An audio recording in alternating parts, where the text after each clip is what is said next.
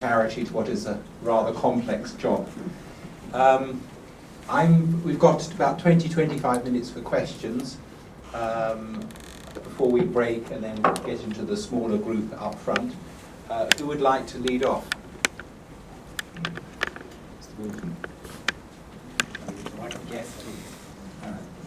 Dan, that was terrific. I mean, my head is spinning from all the information you've given us.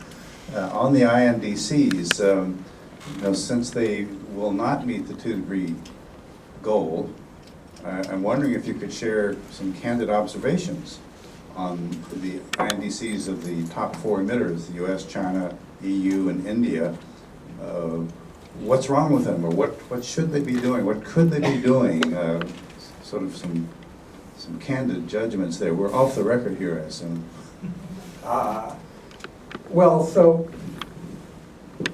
I think they reflect the fact that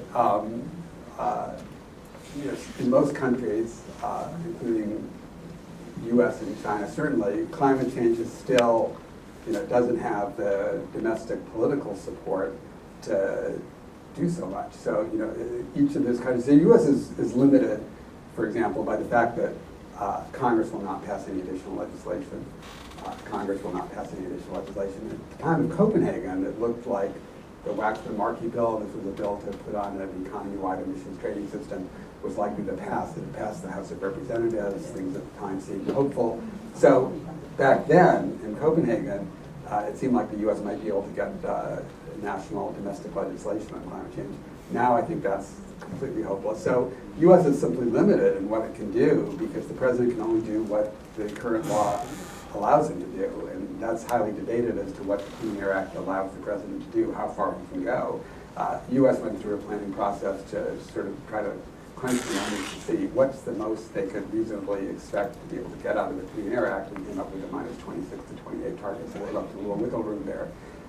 From my understanding, that's a quite ambitious target for the U.S. They stretch. They're not exactly sure they can make it. It takes into account, for example, what states are doing, like California, so that's not additional. It's taking into account initiatives by industry. So, it's trying to look comprehensively at the U.S. situation and sort of see what does it add up to and what can be done for the Clean Power Plan and the Clean Air Act. So that's the one I'm most familiar with. From my understanding, it's well short of what we need to do, but still is a pretty ambitious target in the context of the U.S. situation. China, you talk to different analysts and you get very different assessments as to whether Chinese target is actually an improvement from BAU or not. It's just a fundamental issue like that. Different analyses that I've seen, some say it represents some improvement from BAU, others really not. I think with the China target, it's less about the specific number than the fact that they're now accepting that they're in the system. So, the initial threshold question as to whether they would put forward something at all is now at least behind us. So at least they're now part of the system. Whether the system will exert very much pressure on them to try to ratchet up their number, I think is an open question. I think with China, and many of you here are probably much more familiar with China, so I'm not going to say so much about it, but my sense is that the key in China is to link carbon emission reductions to co-benefits in terms of local air pollution. So to the extent there's a lot of pressure in China to reduce local air pollution, then that can have co-benefits in terms of getting a bigger number into China. But I think that climate change has increased in importance. Countries felt enough pressure to put forward NDCs, but they don't feel enough pressure to really make a lot of hard political decisions domestically to ratchet up their efforts. So that's going to take time, I think, for that to happen. India, I don't really know so much about. EU. So EU has a lot of other priorities right now. So I think climate, which the EU has been a big driver on climate, but with the EU's financial problems, with their refugee problems, I think it's just been harder to get as much. EU is not willing to stretch as much as they probably once were. Michael. Thank you. That clarified the situation very well. I have 2 short questions. The first one is, you mentioned that the Kyoto Protocol had a compliance mechanism. I'm curious whether there's been any effort to apply that. And the second question is just something I'm curious about. You mentioned that the countries that have provided INDCs cover 90% of carbon emissions or CO2 emissions, but only 80% of total greenhouse gas emissions? What kind of countries are these? They So have a no, lot of cows or I'm something? sorry, so on the second question, I needed to update my slide really, basically, because the targets, the countries covered represent 90%, but the targets that were included in the INDCs only cover 80, because a lot of the targets are not economy-wide or all gases. So it's not that, it's if you look at the countries, the 150 countries, and you just add up what are their total emissions, that's the 90% figure. But if you actually look at their INDCs and say, what part of the economy is covered by the INDC, so how much does the INDC actually cover, it's 80%, because a lot of countries don't include all sectors. They include energy, for example, but not transportation. So if you take out all the sectors that aren't covered, or gases that aren't covered by, not every country is dealing with all the gases. So if you take out all the things that aren't covered by country targets, by country INDCs, then it's 80% is the number. That was what the Secretariat came out with in their most recent study. On the first question, on the compliance committee, so Kyoto has a quite, as I said, it's legally binding, and it has very detailed rules for accounting, and then it has a quite detailed system for compliance, including for countries that have targets, developed countries, enforcement branch. And so the enforcement branch, for example, under the Kyoto system, reviewed every country's initial inventory, just because you had to, under Kyoto, I don't want to get into too many details, you had to issue a signed amount, and that was a function of your emission target and your 1990 baseline emission level. So that had to be all reviewed and certified essentially by the compliance committee that your number was the right number.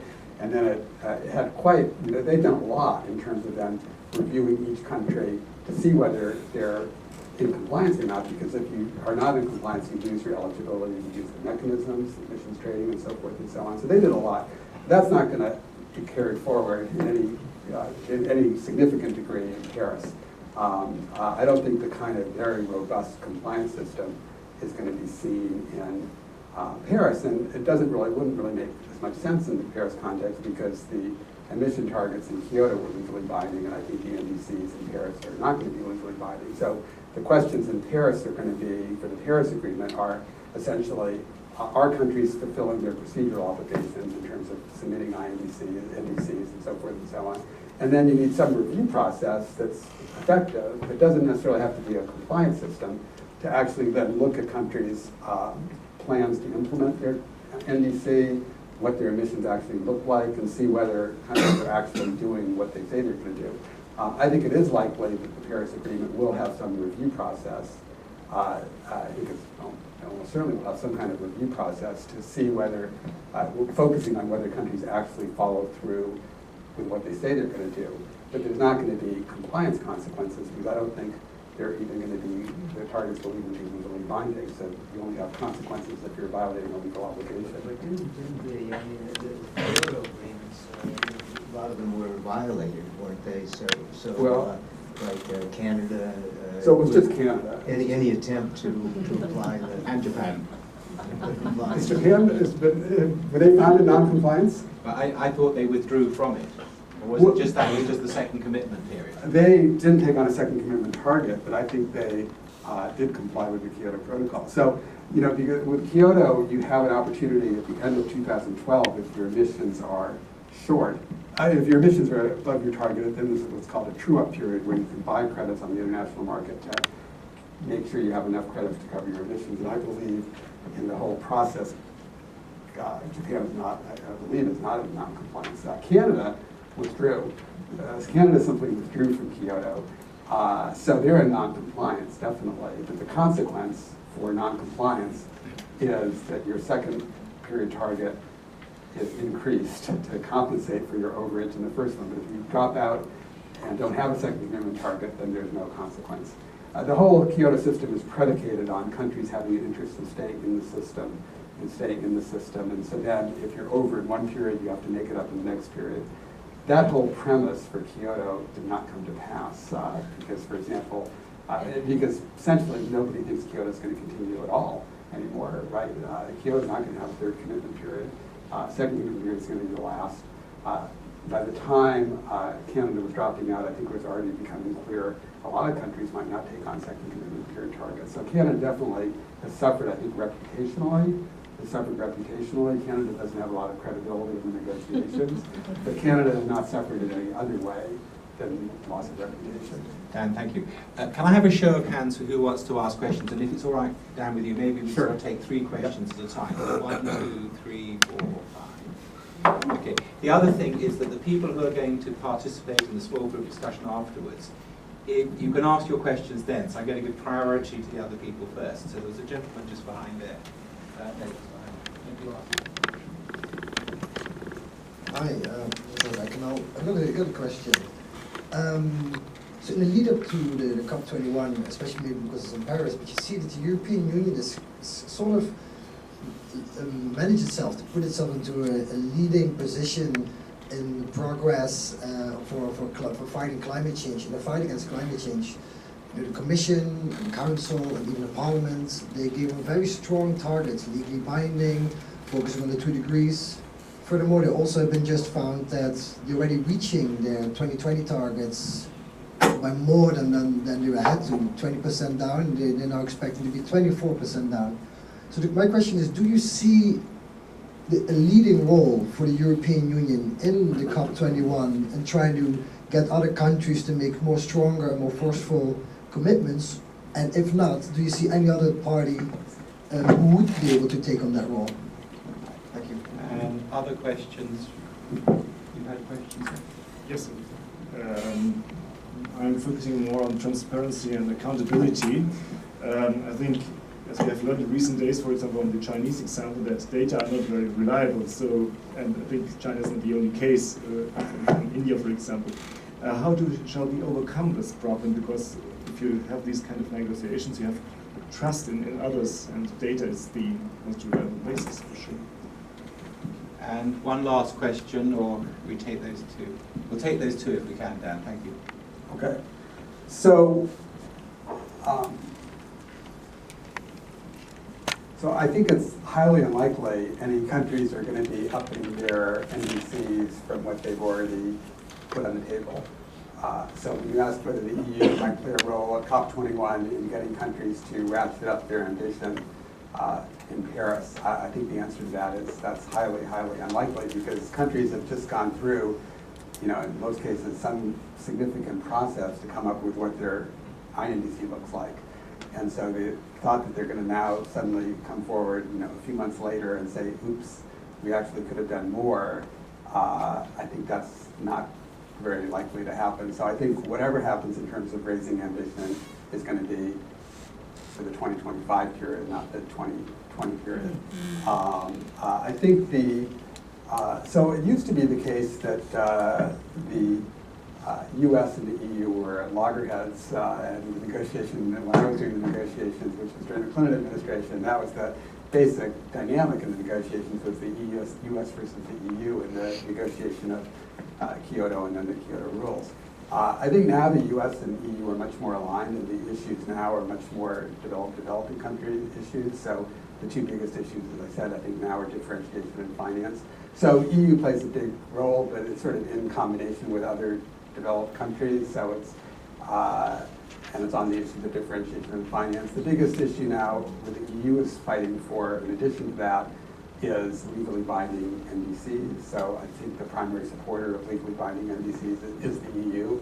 I don't think they're going to be successful in that, because I think they are much more interested in having the U.S. participate than they are in having legally binding NDCs. And I think, although they won't admit this, because they're negotiators, so they have to maintain their position, I think they totally understand that. And so I think in the end, there'll be some weasel words found that allows the EU to say, it's more than just procedural, but it's going to be not very much, because if it's very much, then it really poses problems for the U.S. doing.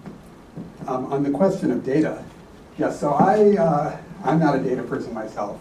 So when I was in the negotiations, subsequently rely on what the inventory experts say, and I always have been told by people that the numbers for some parts of the inventory are not very reliable, like sinks, there's a lot of some gases, but on CO2 emissions, that data is rock solid.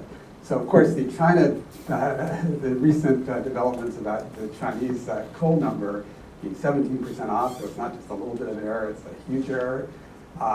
Shaken my confidence. I just discovered, read about this a couple days ago, so I have not had a chance to talk to people I know who are much more inventory people about how that happened. Is this just the tip of the iceberg? Could there be other similar problems in other countries' inventories or not? So I really am not at this point in a position to provide you much of an answer. But yes, I agree that's a very worrisome development, because the key to the kind of system that we're talking about here, which was also in a different way also key in Kyoto, is you need to have accurate information about what countries are doing so that you can compare what they're doing against what they say they're going to be doing. And if you don't have accurate information about what they're doing, then the system doesn't have a lot of value. So that is a very worrisome development. Thank you. Show of hands for a last round of questions. And then one. Okay, here. Hello, Kira Shannon, Eden Ventures. I've got 3 points which I'll just put into a long sentence so it looks like it's just one question. So this is definitely sort of half man, half beast. It's, maybe a mermaid. It's going to be a treaty, as you're saying, but some bits are legal, some bits are not. But what happens if people don't comply? I mean, what is the stick? Is it a big fine? So I haven't heard about what happens if they don't comply. Is it a fine? Another point in the same sentence is I didn't hear anything about loss and damage, which is obviously quite a key point right now. And I think they're the 2 points. Thanks.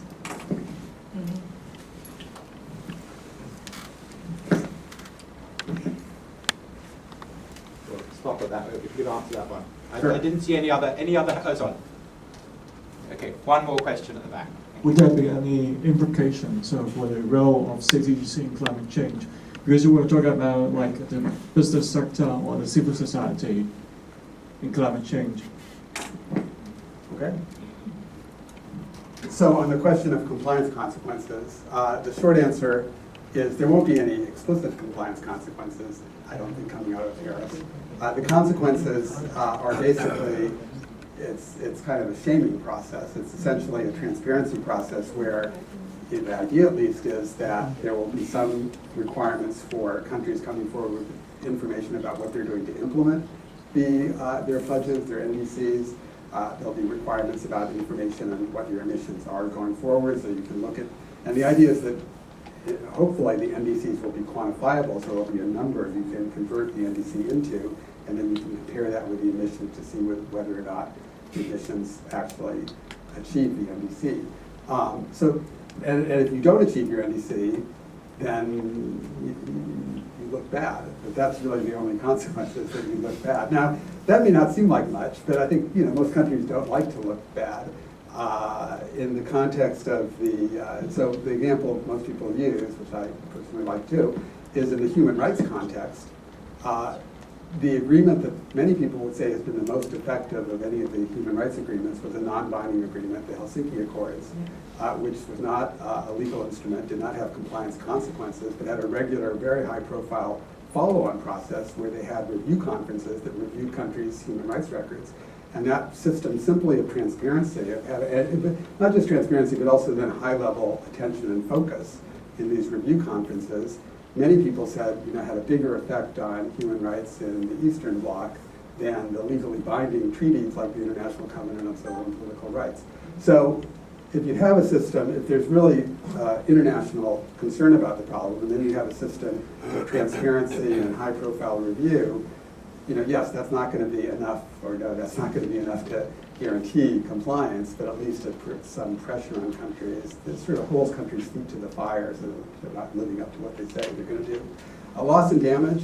So loss and damage has been an issue. I've been involved in negotiations since 1991, so coming up about 25 years. So it's been an issue since 1991. It was an issue in the Framework Convention negotiations, but by a different name.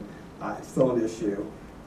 The bottom line is developed countries are not willing to be on the hook for providing financing for in a general kind of way for loss and damage, because partly because it could be a tremendous number, and secondly, for methodological reasons, it's very difficult to figure out what damages are actually due to climate change versus other things, because you have a hurricane or you have flood or drought or whatever it might be, trying to attribute part of that to climate change and see what the damages are relative to other things is very difficult to do. So the approach that's developed countries have taken is there should be money to increase resilience, try to increase countries' adaptive capacity, and then of course there is disaster relief as well, but not in the context of some kind of idea of compensation for loss and damage. The big fight in Paris is not over anything substantive on loss and damage. The big fight is there a reference to loss and damage, period?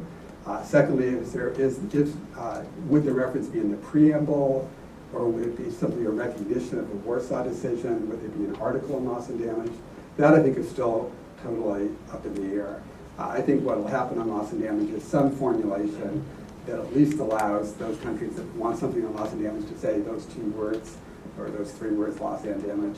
Those 3 words are in the convention somewhere. That's victory for them. And trying to put that in the preamble or something, not in the substantive part of your provision, that would be a victory for developed countries, or even better for developed countries, putting it in the COP decision rather than the agreement itself. So that's going to be the fight. It's going to be a fight really over positioning rather than substance. It's basically positioning going forward on loss and damage rather than having anything substantive. That's at least my assessment. On the question of the role of cities, so the French, I think, and I think they're still planning to do this, are planning to have sort of a whole series of, I can't remember now the phrase, there have been different phrases used, but about non-state actions. There's a new, the action agenda, I guess. I think it's the action agenda. So there are 3 pillars of Paris, and the 3rd pillar of Paris for the French, I believe, is what they call the action agenda. So that's actions by business, by cities, by other subnational entities and so forth. So I think that will be part of Paris. I know the mayor of Paris is planning a big meeting of other mayors in Paris. It's likely they'll come up with some kind of declaration or initiative on the city's initiative. So I think that will be sort of part of the overall Paris process. There were proposals to try to actually, in the agreement, or in the COP decision adopting the agreement, provide recognition of the action agenda items. So recognition of these declarations by other actors.